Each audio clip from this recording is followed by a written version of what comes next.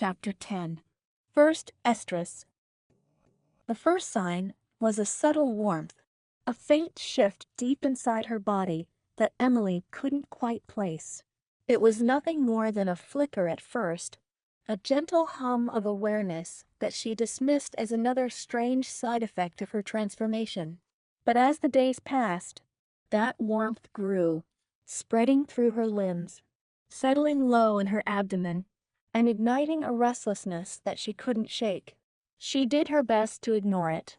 After all, her body had been through so much already. What was one more adjustment? But this wasn't like the soreness in her muscles or the awkwardness of learning to walk on all fours. This was something deeper, something primal, and it terrified her. It wasn't until her second week of feeling that strange heat that she finally approached Dr. Shaw. Dr. Shaw sat across from her in the now familiar exam room, his brow furrowed in concentration as he reviewed her chart. He was always calm, always so composed, but today, even he seemed a little more tense than usual. Emily shifted uncomfortably on the padded bench, her tail twitching involuntarily behind her as she waited for him to speak. "So, you've been noticing some changes," he said finally, his voice carefully neutral. Emily nodded, her stomach twisting with anxiety. I don't know what's happening to me," she admitted, her voice low and rough, still caught between human and canine. "It feels strange, like there's something wrong with me." Dr. Shaw set the chart down and met her gaze, his eyes sympathetic but clinical. "There's nothing wrong with you, Emily. What you're experiencing is completely normal, given your new physiology." She swallowed hard, her throat dry. "Normal? What do you mean?" He hesitated for a moment, choosing his words carefully. "Your body is adjusting to its new reproductive system. The genetic modifications we made were designed to mimic the natural estrus cycle of a canine, and it seems that your first cycle is beginning." The word estrus hit her like a punch to the gut. She had known, intellectually, that this was part of the process. Dr. Shaw had explained it to her months ago, back when her transformation was still in its early stages. But knowing it and feeling it were two entirely different things.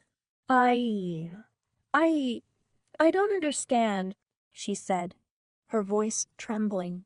I thought estrus was a reproductive thing. I'm not trying to reproduce." Dr. Shaw's expression softened, but his tone remained clinical. "Estrus is a natural part of the canine reproductive cycle.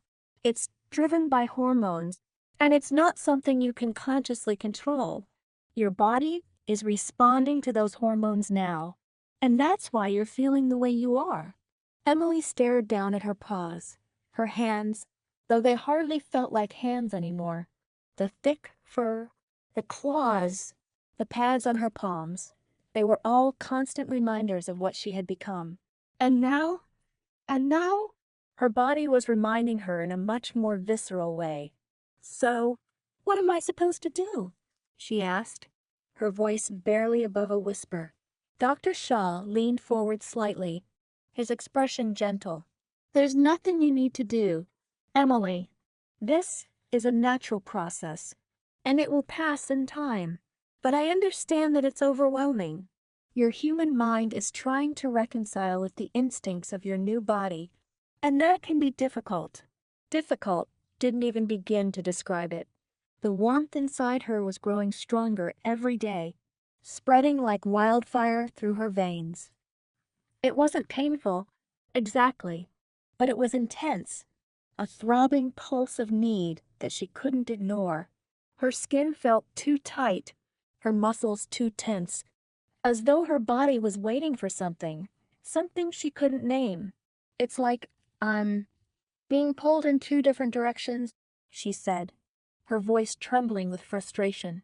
"My mind knows this isn't right, but my body doesn't care." Dr. Shaw nodded.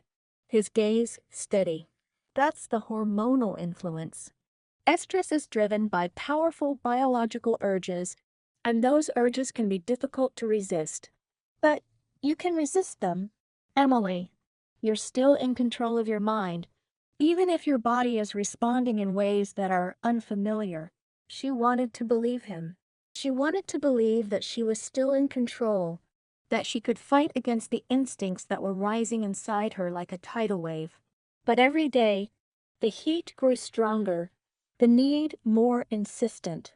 It wasn't just a physical sensation, it was emotional, mental, a deep, a deep, primal urge that clawed at her from the inside out. Is there anything you can do to stop it? She asked, her voice barely above a whisper. She hated how desperate she sounded, but the thought of living like this, of feeling this need, was unbearable. Dr. Shaw's expression turned thoughtful. There are medications we could try, hormones that could suppress the estrous cycle. But they come with risks, and there's no guarantee that they would completely eliminate the symptoms. Emily's heart sank. She had hoped for a solution, for something that would take this feeling away, but it seemed there was no easy fix. Her body was a canine's now, and it was behaving the way a canine's body was meant to behave. When she didn't respond, Dr. Shaw leaned forward a little more, his voice soft but firm. Emily, you've been through so much already. This is just one more adjustment. I know it's difficult, but you're stronger than you think. You've already proven that. His words were meant to be comforting, but they only made the weight of her situation feel heavier. She had chosen this path, had willingly undergone the transformation. But this was something she hadn't truly understood. She had known, in theory, that her body would change. She had been prepared for the physical differences, the new muscles, the new bones, the fur and the tail. But she hadn't been prepared for this need, for the way her body seemed to be betraying her, pulling her in directions she didn't want to go. I don't know how to live like this, she said finally, her voice barely audible. Dr. Shaw's gaze softened. You don't have to figure it all out right now. Emily, take it one day at a time. And if the symptoms become too overwhelming, we can explore other options. She nodded weakly, though she wasn't sure if it was out of agreement or simply resignation. What other options were there? Really? This was her body now. This was her life now. The next few days were a blur of confusion and discomfort. The warmth inside her grew hotter, more insistent, until it was impossible to ignore. It wasn't just heat. It was a throbbing, aching need that radiated through her entire body, settling low in her abdomen, twisting and coiling like a live wire. She tried to distract herself, to focus on anything other than the way her body was screaming at her, but nothing worked. Every scent, every sound seemed to be amplified, feeding into the primal instincts that were clawing at her from the inside.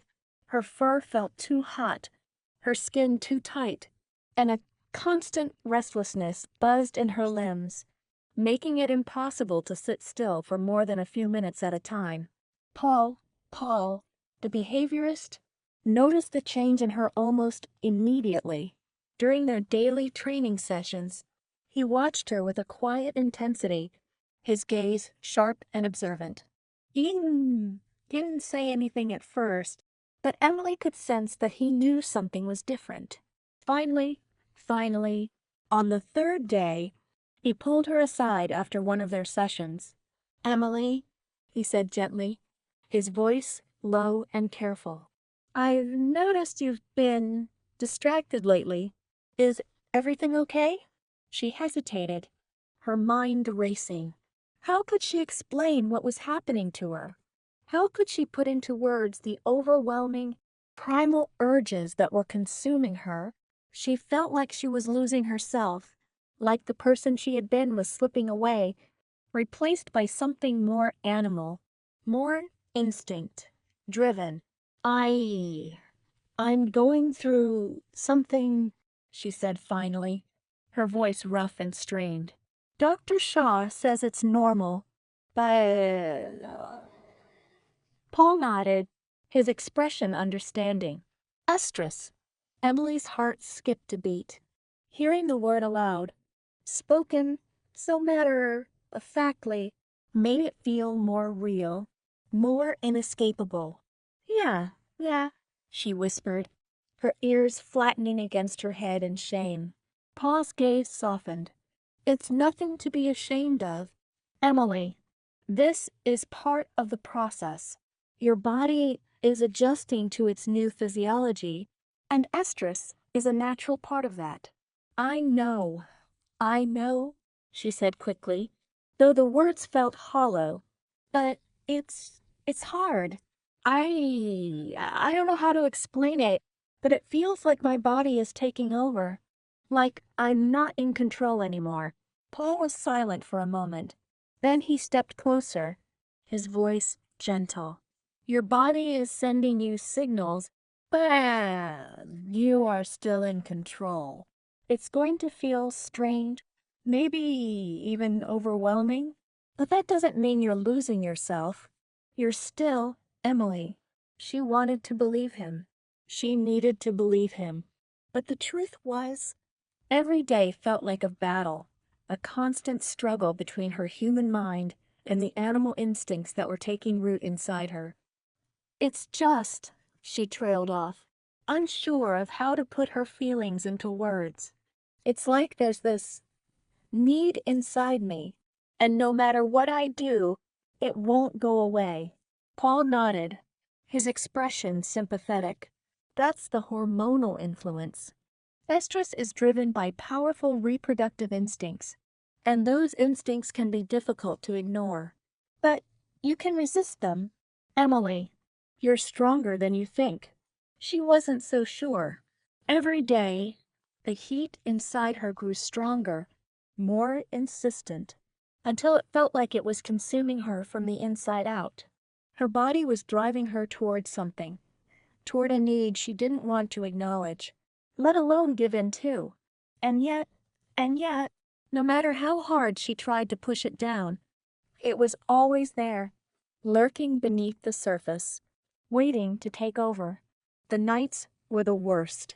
During the day, she could distract herself with training, with the small tasks that Paul gave her to focus on. But at night, when she was alone in her room, there was nothing to keep the heat at bay. She would lie on the padded mat that had become her bed, her body trembling with the effort of resisting the urges that pulsed through her. Her mind raced, torn between the human desire for control and the animal need for release. The ache in her abdomen was constant, a dull throb that grew more intense with every passing hour. Her fur felt too hot, her skin prickling with discomfort. She shifted restlessly, her limbs twitching, her tail flicking involuntarily behind her. The scent of her own body filled the room, a heady, musky aroma that only served to heighten the feelings of need that coiled inside her. She hated it. She hated the way her body was betraying her, the way it was driving her towards something she didn't want. But no matter how hard she fought it, the instincts were always there, whispering in the back of her mind, urging her to give in. By the end of the week, the heat had become unbearable. Emily could hardly think straight, her mind clouded by the constant pulse of need that throbbed through her body. She avoided Paul as much as she could, too ashamed to face him, too afraid that he would see the desperation in her eyes. Dr. Shaw checked in on her daily, his expression always calm, always professional. But even he couldn't hide the concern in his eyes as he watched her struggle. "How are you feeling today, Emily?" he asked one afternoon, his voice careful. She didn't answer right away. What could she say? That she felt like she was losing her mind? That her body was no longer her own? That the heat had become so intense that she could hardly breathe. I don't know how much longer I can do this, she admitted finally, her voice barely above a whisper. Dr. Shaw nodded, his expression thoughtful. Estrus typically lasts between 2 and 3 weeks in canines.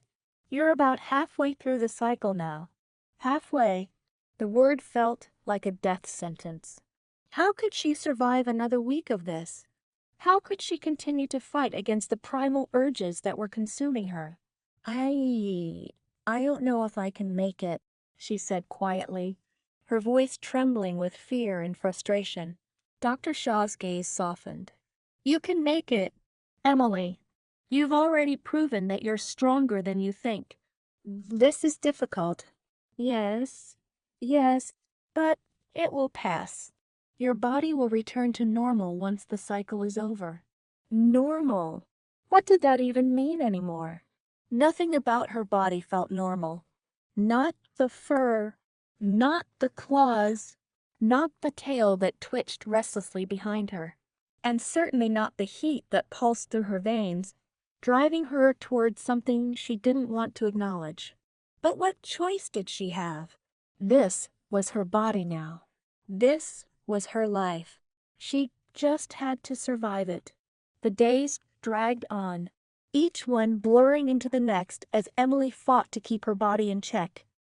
The heat, the need, the constant pull of instinct. It was all consuming, overwhelming. But she held on, clinging to the last remnants of her human mind, refusing to let the animal instincts take over. And then, one morning, she woke up, and the heat was gone. It was as if a switch had been flipped. The throbbing ache in her abdomen had vanished. The restless energy that had buzzed through her limbs was gone. Her body felt normal, or as normal as it could feel, in a form that wasn't entirely her own. She lay there for a long time, staring up at the ceiling, her mind trying to process the sudden change. The estrus cycle was over. The heat had passed. But the memory of it lingered, a dark shadow that loomed over her, reminding her of just how close she had come to losing control. When Dr. Shaw came to check on her that afternoon, she didn't say anything at first. She didn't know how to explain what she had been through, how to put into words the fear and confusion that had consumed her for the past 2 weeks. Dr. Shaw, as always, was calm and professional. How are you feeling today, Emily? She hesitated, then nodded slowly. Better, she said quietly. The heat, it's gone. He nodded, his expression thoughtful. That's good. It means the cycle has run its course. You should be feeling more like yourself now. More like myself. The words felt strange, hollow. Who was she? Really? The person she had been was gone, and the body she now inhabited was something else entirely. She wasn't sure who she was anymore, or what she was becoming. But one thing was clear. The estrus cycle had opened her eyes to a reality she hadn't fully understood before. Her body was no longer her own, and the consequences of that were greater than she had ever imagined.